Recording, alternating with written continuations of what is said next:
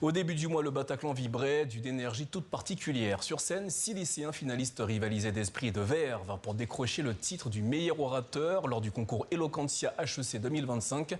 À seulement 17 ans, Marc-Aurèle Ravon, originaire de Palaiseau, en région parisienne, a su captiver le public et le jury grâce à une plaidoirie pleine de finesse et d'humour autour du thème philosophique « L'ignorance est-elle plus douce que le savoir ?» Sois toi-même. Ne serait-ce qu'un peu. Sois toi-même. Bon, c'est facile à me demander, mais c'est qui, Marc-Aurèle? Depuis l'enfance, on essaye de me remplir la tête et de me dresser comme un espèce de soldat de la connaissance.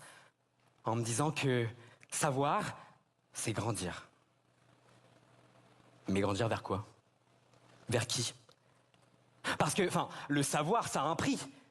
C'est pas un magnifique cadeau, vous savez, avec un joli ruban doré. Pas du tout. Plus on sait, plus on est responsable. Plus on apprend, plus on se découvre vulnérable. Rappelez-vous de cet enfant qui vit dans l'ignorance. On l'a tous été au moins une fois. On croyait au Père Noël. On croyait que nos parents étaient éternels. Cette ignorance, vous savez, elle nous protégeait comme une étoile. Marc-Aurèle Ravon, bonjour et merci d'être avec nous. Bonjour. Tout d'abord, félicitations et bravo pour cette victoire lors de ce concours Eloquentia HEC 2025. Que ressentez-vous lorsque vous remémorez cet instant au début du mois sur la scène du Bataclan? Je suis déjà nostalgique, pardon. Je suis assez fier aussi, parce que c'est la conclusion d'une assez longue aventure, on va dire. Ça a commencé en juillet, il y a 3 mois déjà maintenant. Et là, de voir que c'est terminé et d'avoir terminé vainqueur de cette compétition, c'est dingue. Comment avez-vous réagi lorsqu'on a annoncé votre nom, votre victoire? J'étais tellement heureux, tellement fier, c'est tellement de travail, c'est tellement de stress, tellement de pression aussi, surtout dans cette scène du Bataclan. Donc que ça se conclue de cette façon, on va dire que j'étais plutôt... Ouais, j'étais heureux, j'étais très fier. Selon vous, qu'est-ce qui a fait la différence lors de votre prestation devant le jury? Qu'est-ce qui a fait la différence? Waouh, c'est une très bonne question. Honnêtement, je ne saurais toujours pas répondre. Je sais en tout cas que j'ai été moi-même ce soir-là. Parce que lorsqu'on vous écoute sur scène, notamment on peut voir les extraits sur YouTube, vous êtes très convaincant. On va dire que c'est le but, oui, effectivement.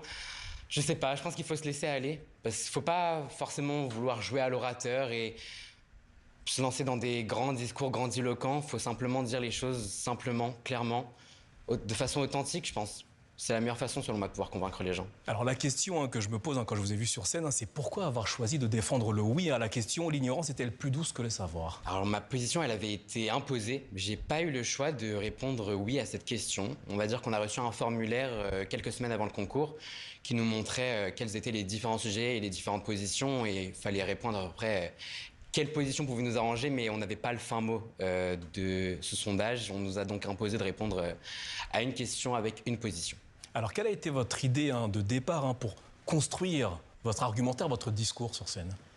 J'ai pas vraiment eu d'idée de départ. On va dire que j'aime souvent débattre avec mes amis, ma famille, mon entourage, des sujets que j'ai. Ça me permet un peu de pouvoir y réfléchir et d'élaborer ma thèse, on va dire. Et je sais pas, je pense que j'avais envie, pour cette scène du Bataclan, de paraître quelque chose de plus profond, parler de moi, parce que c'est pas souvent ce que je faisais d'habitude. Je me suis dit, je vais me poser la question... Est-ce que c'est vraiment une bonne chose de savoir? Et c'est ça, pendant 7 minutes, je me pose la question et je me confronte un peu avec le Marc-Aurèle de mon enfance. Est-ce qu'il est content d'avoir appris, d'avoir su en grandissant? Ouais. Alors qu'est-ce que vous avez tenté de faire ressentir au public lors de cette soirée?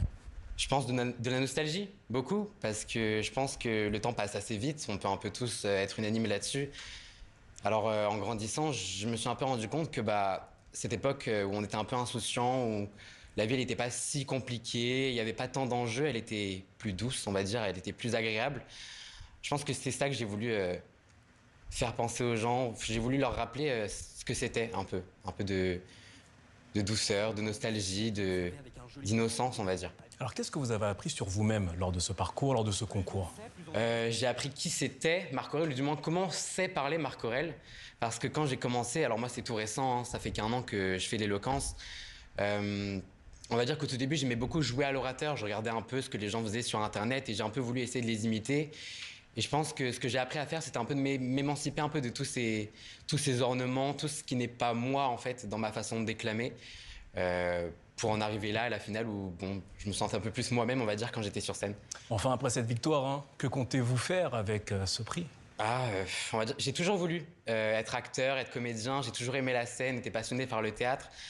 Alors, m'être produit, on va dire, sur une scène comme celle du Bataclan, c'est assez impressionnant. Donc, ça me donne qu'une envie, c'est de me lancer dans cette voie-là. Vraiment, c'est comme un rêve qui peut se concrétiser, mais bon, on va se donner les moyens Eh pour. bien, on vous souhaite tout le succès possible. Hein. Marc-Aurèle Ravon, merci d'avoir répondu à nos questions. Je rappelle que vous êtes le vainqueur de la 7e édition d'Eloquentia HEC 2025. Merci à vous et bravo. Merci beaucoup.